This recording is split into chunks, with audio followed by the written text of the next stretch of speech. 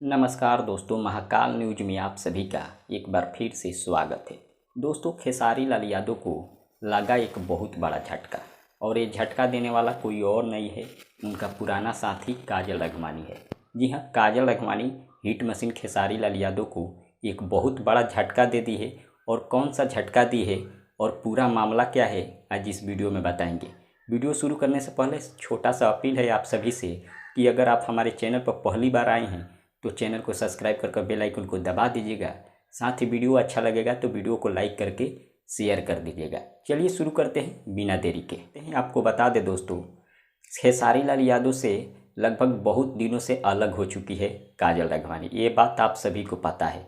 लेकिन कुछ लोग अनुमान लगा रहे थे कि झगड़ा हुए बहुत दिन हुआ, शायद अब काजल लखमानी खेसारी लाल यादव जी के साथ में आएगी और कोई दूसरा फिल्म उनके साथ में आएगा। लेकिन ऐसा नहीं हुआ। काजल लखमानी इस समय रितेश पांडे जी के साथ में एक नई फिल्म शूटिंग कर रही है, जिसका कुछ तस्वीर आप देख सकते हैं, सोशल मीडिया पर शेयर किया गया है। फिलहाल आप सब क्या सोचते हैं इन दोनों को लेकर, कमेंट करके ज़रूर बताइए। मिलते हैं अगले वीडियो में। धन्यवाद।